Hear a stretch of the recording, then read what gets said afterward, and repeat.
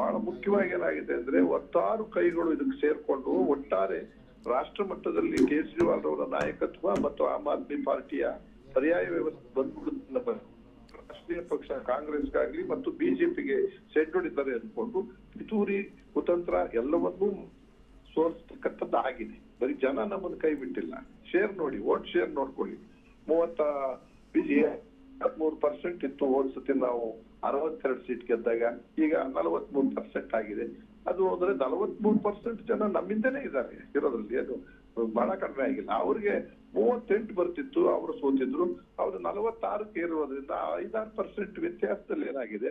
ಮತ್ತು ಈ ಕಾಂಗ್ರೆಸ್ನವರು ಕೂಡ ಉತ್ತರದಿಂದ ಹೊಂದಾಣಿಕೆ ಬರದೇನೆ ಅವರು ಬಿಜೆಪಿಗೆ ಅನುಕೂಲ ಆಗ್ಲಿ ಅನ್ನೋ ರೀತಿಯಲ್ಲಿ ವರ್ತಿಸಿದಂಗೂ ಕಾಣಿಸ್ತಾ ಇದೆ. ಇದ್ರ ಜೊತೆಯಲ್ಲಿ ರಾಷ್ಟ್ರ ಮಟ್ಟದಲ್ಲಿ ದೊಡ್ಡ ಶಕ್ತಿಯಾಗಿ ನಾವು ಬೆಳಿತೀವಿ ಅಂತ, ಗ್ಯಾರಂಟಿ ಮುಂದುವರಿಸ್ತೀವಿ ಅಂತ ಮಾತು ಕೊಟ್ರು. 8ನೇ ವೇತನ ಆಯೋಗದ ಘೋಷಣೆ ಮಾಡಿಬಿಟ್ಟು ಆ ಟ್ಯಾಕ್ಸ್ ಫ್ರೀ ಮಧ್ಯಮ ವರ್ಗದವರಿಗೆ ಕೊಡ್ತೀವಿ ಅಂತ ಹೇಳ್ತಕ್ಕಂಥದ್ದು ಆಸೆ ತೋರಿಸಿರೋದು ಬಜೆಟ್ ನಲ್ಲಿ ಮಧ್ಯಮ ವರ್ಗಕ್ಕೆ ಕಾಂಗ್ರೆಸ್, ಬಿಜೆಪಿ, ಚುನಾವಣಾ ಆಯೋಗ, ಪೊಲೀಸು, ಹಣಬಲ, ತೋಳ್ಬಲ, ಆಮೇಲೆ ಜೊತೆಗೆ LG ಅಂದ್ರೆ ಲೆಫ್ಟಿನೆಂಟ್ ಗವರ್ನರ್ ಉಪಯೋಗಿಸ್ಕೊಂಡಿದ್ದು, ED, CBI, IT ಇವೆಲ್ಲವೂ ಕೂಡ ಸೇರಿಸ್ಕೊಂಡು, ಆಮೇಲೆ ಕೇಂದ್ರದ ಎಲ್ಲಾ ಮಂತ್ರಿಗಳನ್ನು ಕ್ಷೇತ್ರಕ್ಕೆ ಬಿಬ್ಬರನ್ನ ಮಾಡಿ ಎಲ್ಲಾ ರೀತಿಯ ಮಾರ್ಗಗಳನ್ನು ಹುಡುಕೊಂಡು ನಮ್ಮ ಮೇಲೆ ಯುದ್ಧಕ್ಕೆ ಬಂದಿದ್ದು ನಾವು ಯುದ್ಧ ಮಾಡಿದ್ದೀವಿ. ಆದ್ರೆ ನಾವು ಜಯಬೇರಿ ಹೊಡೆದಿದ್ದೀವಿ, ಗೆದ್ದಿಲ್ಲ, ಅಧಿಕಾರಕ್ಕೆ ಬಂದಿಲ್ಲ. ಆದ್ರೆ 10 ವರ್ಷಗಳಿಂದ ನಾವು ಮಾಡಿರ್ತಕ್ಕಂತ ಬೇಸಿಕ್ ನೀಡ್ಸ್ ಏನಿದೆ ಜನಗಳದ್ದು ಅದನ್ನ ತುಂಬಿಸಿದ್ದೀವಿ. ಹಾಗಾಗಿ ಚುನಾವಣೆಯಲ್ಲಿ ಗೆದ್ದು ಅಧಿಕಾರನೇ ಮಾಡ್ಬೇಕು ಅನ್ನೋ ಪಕ್ಷ ಅಲ್ಲ, ಸತತವಾಗಿ ನಿರಂತರವಾಗಿ ಸಾಮಾಜಿಕ ನ್ಯಾಯವನ್ನ ಸಮಾಜಕ್ಕೆ ಎಲ್ಲರಿಗೂ ಸಮಪಾಲು ಕೊಡಬೇಕು ಅನ್ನೋ ದೃಷ್ಟಿಯಿಂದ ಪಕ್ಷ ಕಟ್ಟಿದ್ದೀವಿ. ಅದನ್ನ ಕಟ್ಕೊಂಡು ಹೋಗ್ತೀವಿ.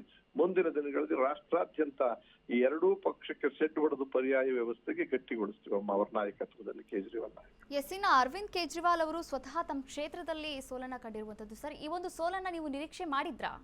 ಇಲ್ಲ, ನಿರೀಕ್ಷೆ ಅಂತೂ ಸಾಧ್ಯ ಇಲ್ಲ. ಯಾಕೆ ಸುಳ್ಳು ಯಾಕೆ ಹೇಳ್ಬೇಕು? ನಿರೀಕ್ಷೆ ನಮ್ಮ ಕೇಜ್ರಿವಾಲ್ ಸೋಲ್ತಾರೆ ಅಂತಲ್ಲ, ಅದು ಕೇಜ್ರಿವಾಲ್ ಸೋಲಿಸದೇ ಇದ್ರೆ ನಮಗೆ ಇನ್ನ ಉಳಗಾಲ ಇಲ್ಲ ಅಂತ ತೀರ್ಮಾನ ಮಾಡ್ಕೊಂಡು ಎಲ್ಲಾ ಮಾರ್ಗಗಳನ್ನು ಉಪಯೋಗಿಸ್ಕೊಂಡು ಅವ್ರ ಕೈ ಹಾಕಿದ್ರಿಂದ ಸೋತಿದ್ದೀವಿ. ಅದು ಎಷ್ಟೊಂದು ಸೋತಿದ್ದೀವಿ, 3000 ಓಟಲ್ಲಿ ನಾವು ಸೋತಿದ್ದೀವಿ ಅಂತ ಅಂದ್ರೆ ಬಹುತೇಕ ಅಷ್ಟರಲ್ಲಿ ಸೋತಿರೋದ್ರಿಂದ ನೋಡಿದಾಗ ಅದು ಎಲ್ಲರೂ ಸೇರ್ ಮಾಡಿದ್ದಾರೆ. ಅದೇನು ದುಃಖ ಇಲ್ಲ ನಮಗೆ. ಕೇಜ್ರಿವಾಲ್ ರವರು ಕೂಡ ಆ ತರದ ಅಧಿಕಾರಕ್ಕೆ ಅಟ್ಕೊಂಡು ಕೂತ್ಕೊಳ್ಳುವಂತ ವ್ಯಕ್ತಿತ್ವ ಅಲ್ಲ. ಅವ್ರದ್ದು ಉದ್ದೇಶ ಇರೋದೇ ಈ ಇಡೀ ರಾಷ್ಟ್ರದಲ್ಲಿ ಈ ವ್ಯವಸ್ಥೆಯನ್ನ ಸರಿಪಡಿಸ್ಬೇಕು, ಒಳ್ಳೆಯ ಅನುಕೂಲಗಳನ್ನ ಸೌಲಭ್ಯಗಳನ್ನ ಸಂವಿಧಾನದ ಅಡಿಯಲ್ಲಿ ಕೊಡಬೇಕು ಅನ್ನೋದಷ್ಟೇ. ಇದನ್ನಾಗೆ ಮುಂದೆ ನಾಯಕತ್ವ. ಸರ್, ಇನ್ನ ಕಾಂಗ್ರೆಸ್ನ ಸ್ಪರ್ಧೆಯಿಂದ ಏನಾದ್ರೂ ಹಿಂದೆ ಉಳಿತಾ, ಹೇಗೆ ಹಾಗೆ ಎಲ್ಲಿ ಎಡವಿದ್ರು ಅನ್ನೋದೇನಾದ್ರೂ ಗೊತ್ತಾಗ್ತಿದೆಯಾ ಸರ್? ಸ್ವಲ್ಪ ಭಾಗ ಆಗಿದೆ, ಹೆಚ್ಚಿಗೆ ಆಗಿಲ್ಲ. ಯಾಕೆಂದ್ರೆ ನೋಡಿ, ಅವರಿಗೆ 4.3% ವೋಟ್ ಬಂದಿತ್ತು ಹಿಂದೆ 2020 ನಲ್ಲಿ. ಈಗ 6%, 6.5 ಅಂತಂದ್ರೆ ಬಹುತೇಕ 2% ವೋಟು ಕೂಡ ವ್ಯತ್ಯಾಸ ಆಗುತ್ತೆ ನೋಡಿ. ಆ 2% ವೋಟ್ ಜೊತೆಗೆ ಮತ್ತೆ ವ್ಯತ್ಯಾಸ ಇರ್ತಕ್ಕಂಥ ಬಿಜೆಪಿಗೂ ನಮಗೂ ಇರ್ತಕ್ಕಂಥ ಸೇರ್ಕೊಂಡು ಒಂದು 15 ಜನ ನಾವು ಸೋಲೋದಕ್ಕೆ ಸಾಧ್ಯ ಆಗಿದೆ.